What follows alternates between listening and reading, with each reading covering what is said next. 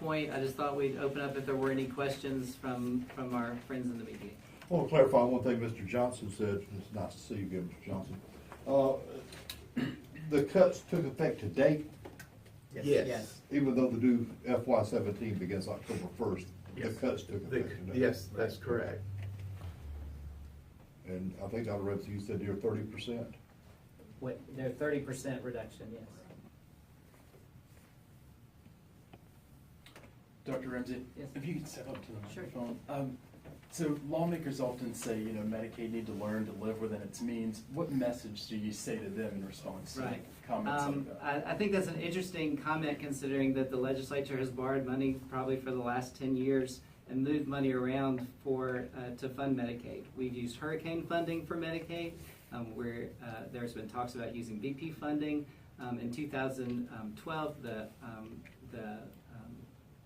people voted for a budget referendum to borrow money to give the legislature time to fill that hole and to come up with some type of sustainable funding. And so Medicaid has never lived within its means, and it does. I do think that we need to work on that. Part of the way that Medicaid will live within its means is to have less people on it. So better jobs in Alabama, better education in Alabama. We've moved from around 600,000 people on Medicaid in 2009 to over 1 million people on Medicaid now. So you can't provide care for almost twice as many people with the same dollars that you had before. There are many different organizations represented, but as it relates to the special session coming up, is this sort of an endorsement of a state lottery? I know you probably don't hear how Medicaid gets funded, but absent a tax increase, which probably isn't going to happen, are y'all on board with a state lottery or another sustainable funding source? Right. I think that everyone involved is for fully funding and finding some type of sustainable source, and I'm not sure that there's a lot of preference for how that's done.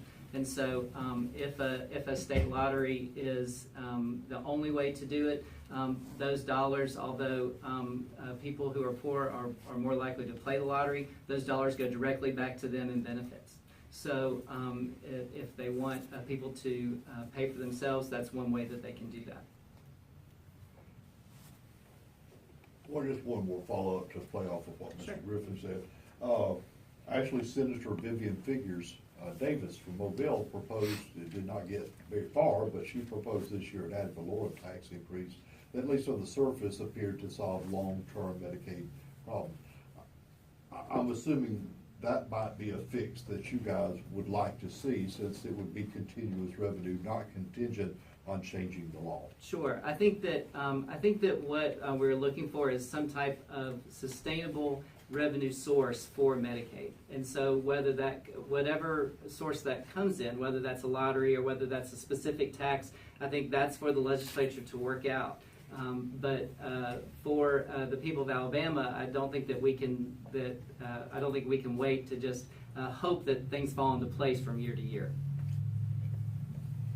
What are you all hearing as local pediatricians from, I guess, our local Wiregrass legislative delegation in terms of trying to find a fix? Are they hearing your concerns or working with you?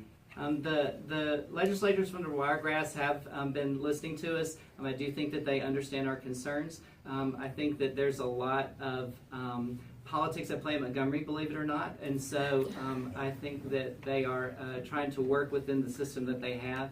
I'm encouraged by the feedback that we're getting from them, that they do seem to understand the problem. We just like to see more action on that part.